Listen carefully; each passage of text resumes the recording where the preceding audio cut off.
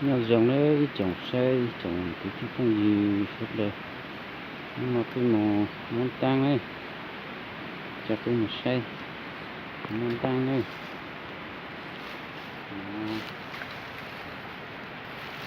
nó vào từ trầu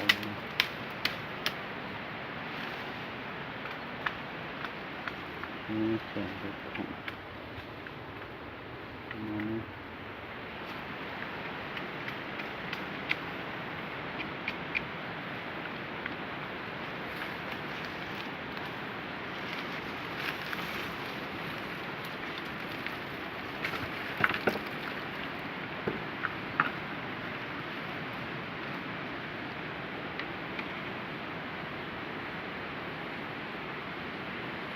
chào tất cả mọi người xem. Hôm nay mình đi đưa mọi người đi xe ba lấy mật ong khói nha. Đây chuẩn bị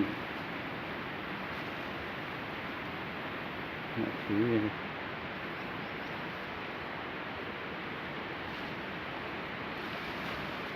Nữa mình sẽ đưa các bạn đi xem. Đây nhé, chuẩn bị đồ như này nhá.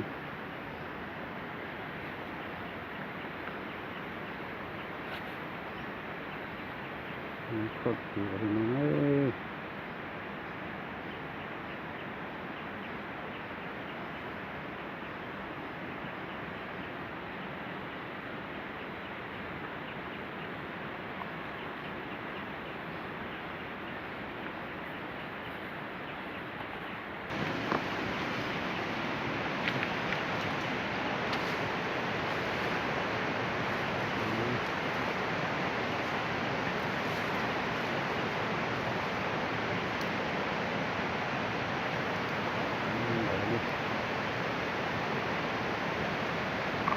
Đây các bạn, không một gì cả, không có đinh.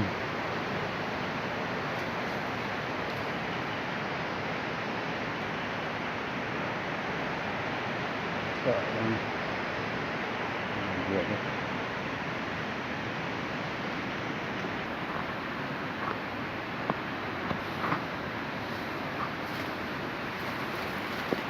Đầu nhóm lửa không có được cạn ra.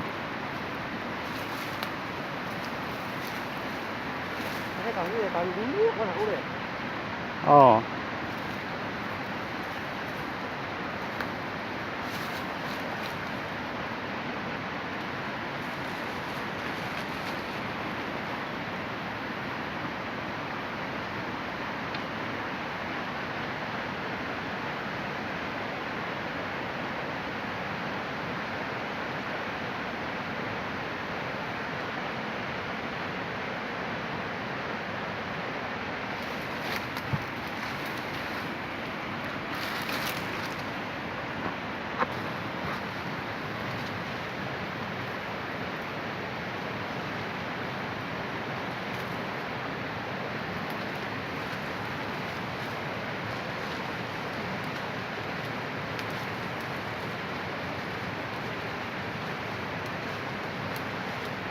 Nó đang nó đặt cười kia.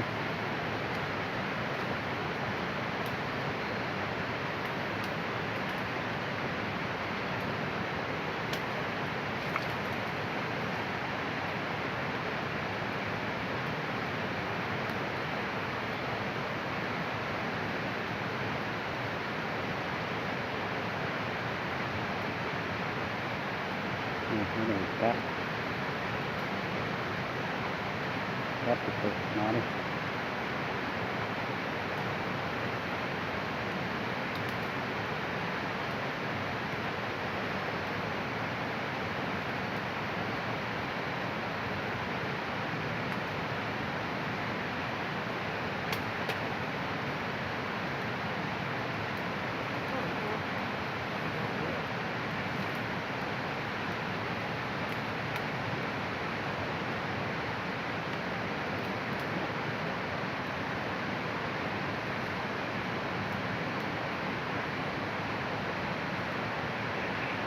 có tay chế người ta nữa.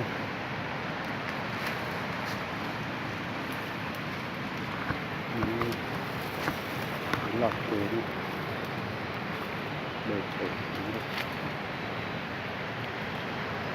rơi xuống dưới rất sâu như các bạn nhé, nó phải cao tầm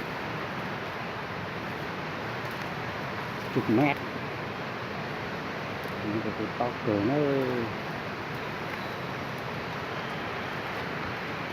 còn trên mặt nó đang chưa rồi cái viên đá này đẹp lại lắm.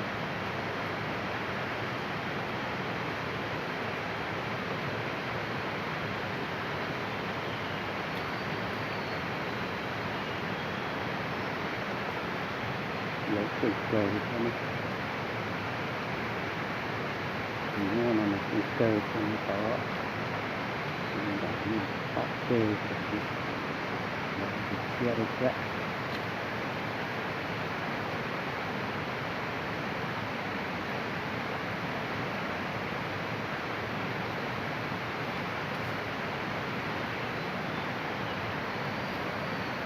Đây xuống dưới rất sâu rất cao nhưng mà thợ rất chuyên nghiệp, không hề sợ. Đây là không sợ độ cao thì mới dám đi.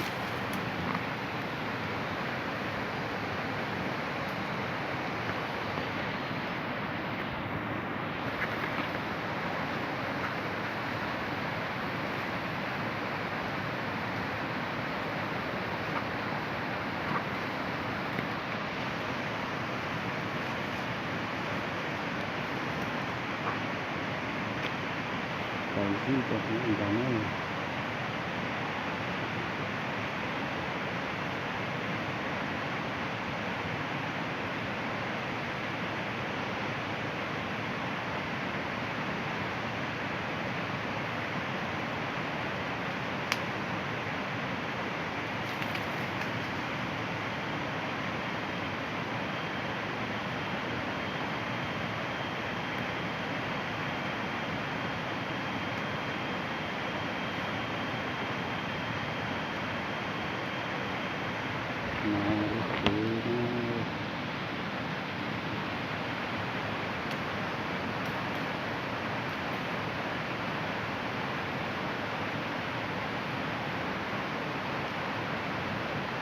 rất đông.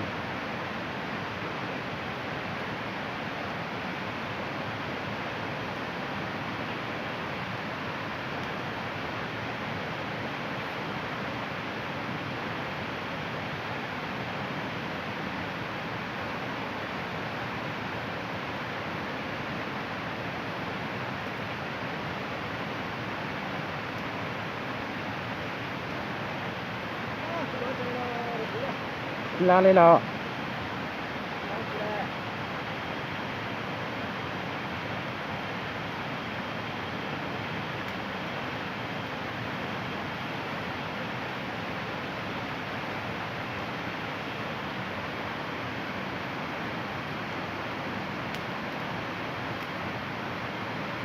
Đã lấy xong nó to lực vào nữa.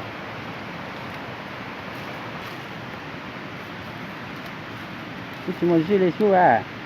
Ini mau khadar jelas. Makanan sudah. Ya, semua kita.